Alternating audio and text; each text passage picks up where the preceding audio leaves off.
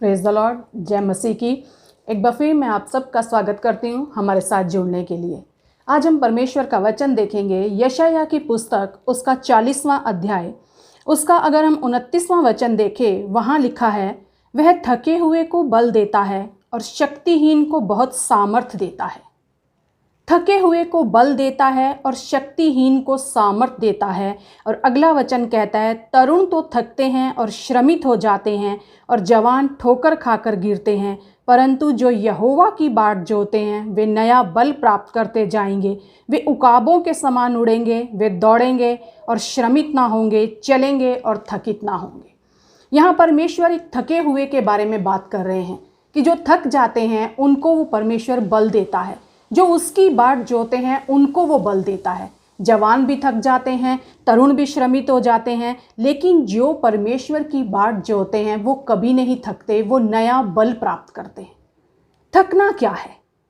कई बार हम बहुत सी चीज़ों से थक जाते हैं। हम बहुत परिश्रम करते हैं तो हम थक जाते हैं।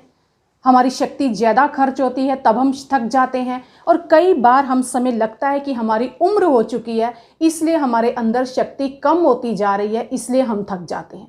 आज हम परमेश्वर के वचन से ही देखेंगे कि कई चीज़ें होती हैं जो हमें थका देती हैं। उनमें से एक चीज़ के बारे में आज हम बात करेंगे कि किस चीज़ से हम थक जाते हैं। अगर हम नहम्याह की पुस्तक देखें तो यहाँ हम देखते हैं कि वो यरूशलेम की दीवार बना रहे हैं। और यरूशलेम की दीवार बना रहे हैं। जब कुछ वो बना रहे हैं तो शत्रु उनका अपमान कर रहे हैं, उन्हें चिढ़ा रहे हैं, उन्हें नीचे गिराने की कोशिश कर रहे हैं, यानी उनके काम में बाधा डालने की कोशिश कर रहे हैं। सारी चीज़ें वो उस चीज़ों को परमेश्वर के हाथों में सौंप दे रहे हैं। यहाँ लिखा है, अगर हम 4 अध्याय के 5वें वचन में देखते हैं तो वो कहते हैं कि ये जो शत्रु हमारा अपमान कर रहा है, परमेश्वर उसे हम तेरे हाथों में सौंप देते हैं। वो कह रहे हैं, हे हमारे परमेश्वर, सुन ले कि हमारा अपमान हो रहा है और उनका किया हुआ अपमान उन्हीं के सिर पर लौटा दे। वो अपमान कर रहे हैं तो वो कह रहे हैं कि परमेश्वर, इसे हम तेरे हाथों में सौंपते हैं। और अगर हम 4 अध्याय का ही 9वां वचन देखें तो वहाँ लिखा है, हम लोगों ने अपने परमेश्वर से प्रार्थना की और उनके डर के मारे उनके विरुद्ध दिन रात पहरुए बिठा दिए। अब वो डर भी रहे हैं कि वो लोग हमारा विरोध कर रहे हैं, वो लोग हमारे खिलाफ खड़े हो रहे हैं, हमें काम करने से रोक रहे हैं। तो उसका उनके पास उपाय है कि उस डर के लिए उन्होंने दिन रात पहरुए बिठा दिए हैं। उनकी नज़रें परमेश्वर की तरफ हैं। शत्रु को उन्होंने परमेश्वर के हाथ में सौंप दिया है। उनके डर का इलाज है, उन्होंने पहरुए बिठा दिए हैं। लेकिन उसके बावजूद उनका काम आगे नहीं हो पा रहा, ये वो अपने मन से, अपने आप से कहते हैं। और अगला वचन अगर हम देखें, नहम्याह के 4 अध्याय का 10वां वचन, तो वहाँ लिखा है, परंतु यहूदी कहने लगे, ढोने वालों का बल घट गया और मिट्टी बहुत पड़ी है, इसलिए शहरपनाह हमसे नहीं बन सकती। यहाँ वो कह रहे हैं, ढोने वालों का बल घट गया है क्योंकि मिट्टी बहुत पड़ी है। कई बार जब हम थक जाते हैं, हमारे थकने का रीज़न होता है जो बोझ हम उठा रहे हैं।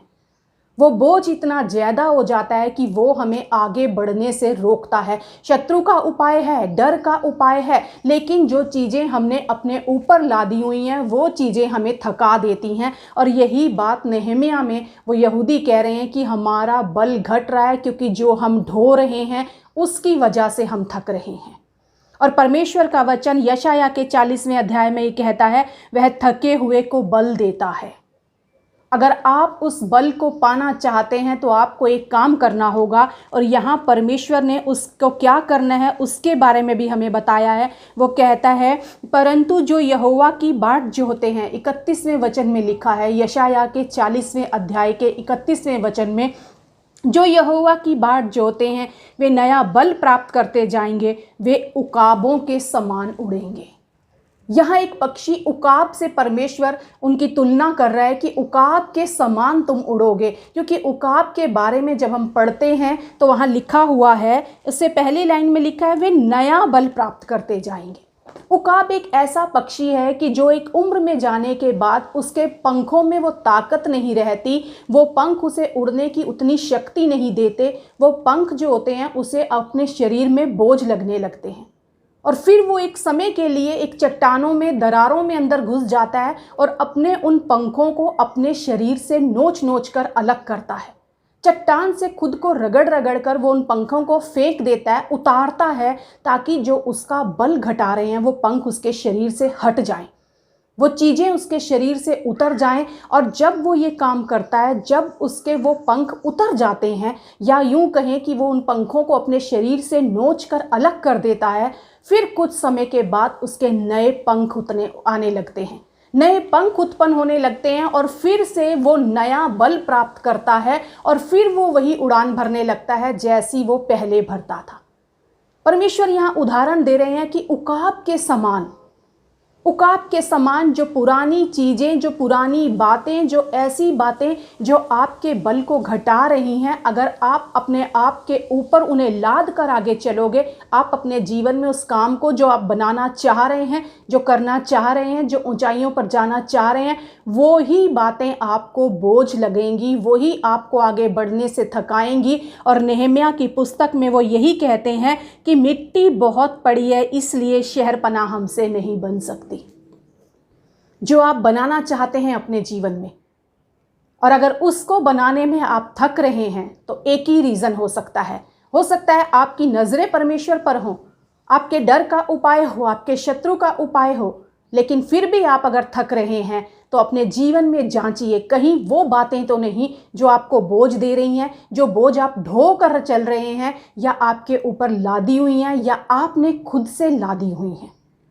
उकाब के समान उन बातों को अपने आप से नोच नोच कर अलग कीजिए, ताकि आप वो बल पाएं जो नया बल है, जो उकाब के समान है। क्योंकि परमेश्वर ने आपसे वायदा किया है, और वो कहता है, तरुण तो थकते और श्रमित हो जाते, और जवान ठोकर खाकर गिरते हैं, परंतु जो यहोवा की बाट जोते हैं वे नया बल प्राप्त करते जाएंगे। उकाबों के समान उड़ेंगे, वे दौड़ेंगे और श्रमित ना होंगे, चलेंगे और थकित ना होंगे।